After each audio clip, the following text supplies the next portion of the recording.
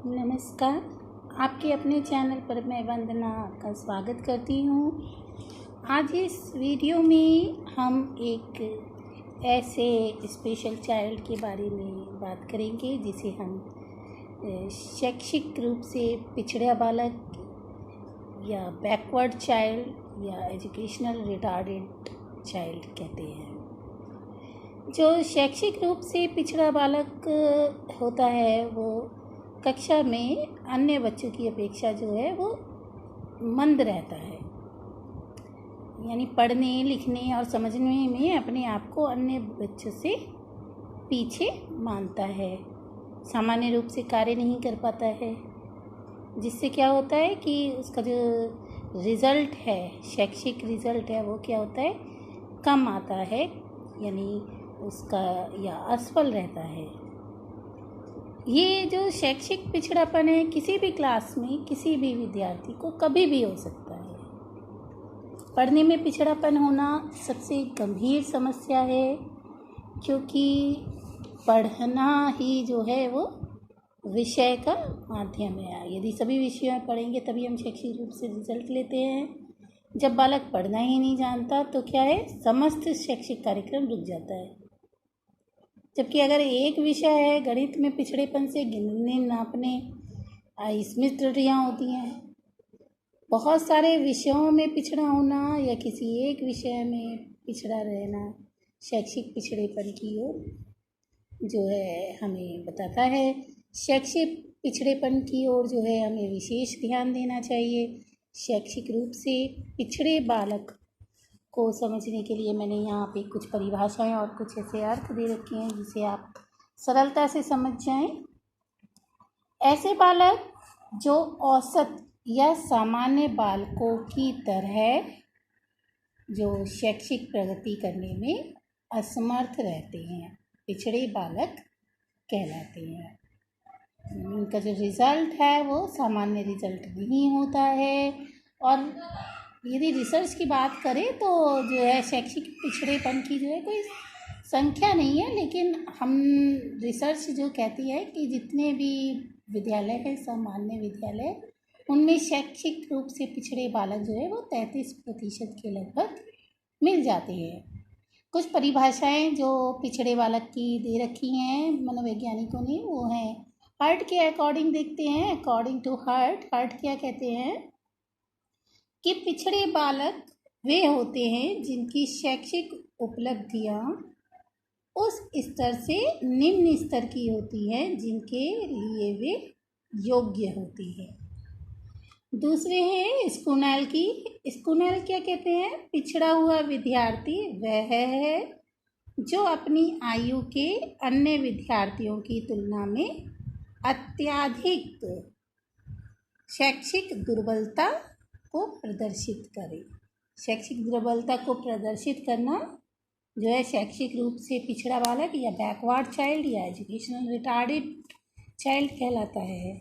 आगे एक परिभाषा और मैं मेनन की दे देती हूँ कि भारतीय परिस्थितियों में जो हमारे इंडियन जो इन्वायरमेंट है उसमें पिछड़ा बालक वह है जो अपनी कक्षा के औसत आयु से 1 वर्ष बड़ा हो। तो ये थी कुछ परिभाषाएं जो पिछड़े बालक को लेकर थी। अब हम देखते हैं पिछड़े बालक में कौन कौन सी विशेषताएं पाई जाती हैं। तो जो पिछड़े बालकों की विशेषताएं हैं उसमें पहली है कि इनकी जो सीखने की गति है वो बहुत धीमी होती है। पिछड़े बालकों की जो सीखने की गति है वो बहुत धीमी होती है। दूसरी है जिज्ञासा प्रवृत्ति का अभाव, यानी ऐसे बालकों में कुछ भी चीज़ जानने की इच्छा जो है, जिज्ञासा है, वो नहीं होती है। और तीसरी है इसमें बहुधा जो है निराशा की भावना का ये जो है अनुभव करते हैं। यदि हम पहचान की बात भी करेंगे तो भी आ जाएगा कि ऐसे बालकों को देखकर हमें पता लग जाएगा ये निराश जो है, तो संभवतः ये पिछड़ा बालक हो सकता है। अगला है व्यवहार में समस्याओं की अभिव्यक्ति। इनकी जो व्यवहार होते हैं वो थोड़े से कैसे होते हैं, समस्याओं वाले होते हैं। यदि कोई भी बात पूछो तो वो अपनी समस्याओं को बताने लगते हैं। अगला है चिंतन एवं ध्यान केंद्रित ना कर पाने की जो क्षमता होती है उसका इनका विकास नहीं हो पाता। अगला है चिंतित एवं तनावग्रस्त। ऐसे जो बालक हैं पिछड़े बालक वो अधिक चिंतित दिखाई देंगे, तनावग्रस्त दिखाई देंगे, यानी जो तनाव और चिंता का असर है उनकी शैक्षिक उपलब्धियों पर पड़ता है। अगला है दूसरों पर निर्भर। ऐसे छात्र दूसरे छात्रों पर निर्भर रहते हैं। वो क्या कहते हैं कि जो पिछड़े बालक है वो दूसरे बालकों पर निर्भर रहते हैं कि इनका एक तरीके से कहना चाहिए चीटिंग करने लगते हैं कि जो तेज बालक होता है कक्षा में सामान्य बालक होता है उनकी जो है जो भी वो कार्य करते हैं उनकी नकल कर लेते हैं, उसका अनुकरण करके और पास होने की कोशिश करने लगते हैं।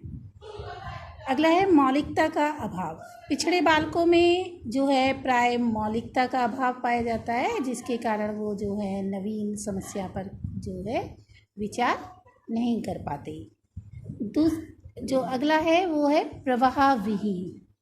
जो प्रवाह विहीनता है वो उसका अर्थ है कि ये जो है अपने कार्य को करने में बहुत समय लगा देते हैं। पिछड़े बालक जैसे एक ही कक्षा में कई वर्ष लगा देंगे क्योंकि वो क्या होते हैं अपनी उम्र के वर्ग के बच्चों की तुलना में शैक्षिक क्षेत्र से जो है वो पिछड़े हुए होते हैं।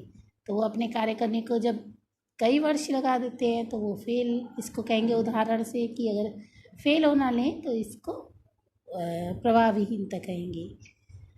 और जो एक और है बर्ट ने जो उन्होंने अपनी रिसर्च से पाया है कि 85 से कम शैक्षिक लब्धि वाले यदि अगर उनका शैक्षिक परीक्षण किया जाए तो उनका 85 से कम अंक आना ये बताता है कि वे कक्षा में एक पिछड़े बालक की श्रेणी में आती हैं। अब हम बात करेंगे पिछड़े बालकों की पहचान कैसे की जाए। कक्षा में बालकों को देखकर जो है हम ये पता लगाने की कोशिश करते हैं कि कौन सा पिछड़े बालक है। जैसे सबसे पहला है विभिन्न परिस्थितियों एवं व्यवहारात्मक परीक्षण। बालकों के शैक्षिक पिछड़ेपन के जो बाहरी और जो जनरल जो रीजंस होते हैं उनको ज्ञान करने के लिए बालक के जो माता पिता का शैक्षिक स्तर और उनका जैसे सामाजिक आर्थिक स्तर जो है, विद्यालय में बालक कब उपस्थित हुआ, प्रवेश का जो समय है, विद्यालय का जो वातावरण है, वहाँ के जो टीचर्स हैं उनका जो स्तर है, या वो जो जिस भी शिक्षण विधियाँ या सहायक सामग्री का प्रयोग किया जाता है, इनके आधार पर हम ये पता लगाते हैं कि बालक पिछड़ा बालक है या नहीं। अगला है व्यक्तिगत बुद्धि परीक्षण। शैक्षिक रूप से पिछड़े बालक जो है, ऐसा नहीं है कि वो मानसिक रूप से पिछड़े हैं, लेकिन ये पता लगाने के लिए कि कहीं उनमें कुछ मानसिक रूप से भी कमी तो नहीं है, तो इसके लिए मानसिक रूप से परीक्षण करना भी आवश्यक है। तो विभिन्न बालकों का जब हम बुद्धि परीक्षण करते हैं उसके बाद उनका बौद्धिक स्तर ज्ञात कर लिया जाता है। आपको आगे हम बताएंगे बुद्धि लब्धि को कैसे ज्ञात किया जाता है, फिर भी यदि आप सुन सके और वो मतलब आप याद रख सके तो किसी भी बुद्धि परीक्षण की बाद बुद्धि लब्धि जब निकालनी होती है तो उसका एक सूत्र होता है कि बुद्धि लब्धि यानी IQ बराबर मानसिक आयु मेंटल एज बटे वास्तविक एज या क्रॉनिकल एज गुणा 100। तो इसको याद रखिएगा, IQ = MA/CA × 100। तो इसके आधार पर भी हम क्या लगा सकते हैं, शैक्षिक रूप से पिछड़े बालकों की पहचान कर सकते हैं। अगला है व्यक्तित्व परीक्षण। व्यक्तित्व भी क्या होता है, कभी कभी ये कारण हो जाता है कि बालक जो है अपने व्यक्तित्व के कारण जो है वो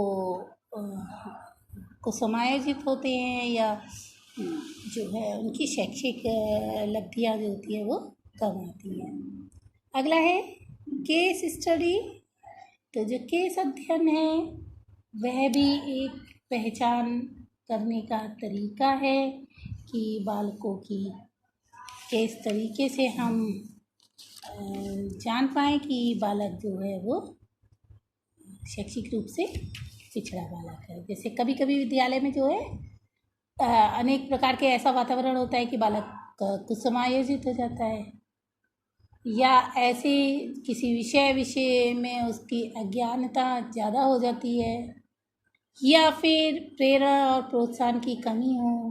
तो इन सब विकारों से जब ग्रस्त हो जाता है कोई बालक, तो जो है उसकी पहचान करने के लिए कि कहीं उसको विद्यालय के वातावरण से तो प्रॉब्लम नहीं है, या उसको प्रेरणा और प्रोत्साहन की कमी हो रही हो, तो ये सब आप किस तरीके से पता लगा सकते हैं? उसके केस स्टडी के द्वारा हम इस बात की पहचान कर सकते हैं, और फिर विचार और विमर्श के बाद जो है इस बात पे निष्कर्ष निकाल सकते हैं कि बालक शैक्षिक रूप से पिछड़ा है या नहीं।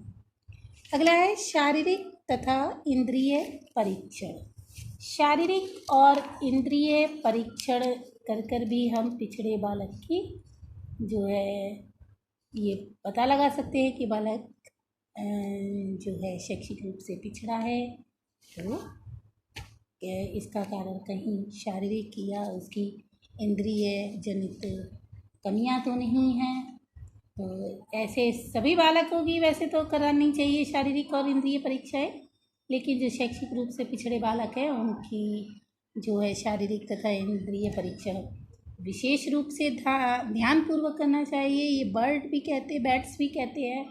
बैट्स ने ये कहा है कि उनके जो परीक्षण हैं, तो उनके परीक्षण में विशेष तौर पर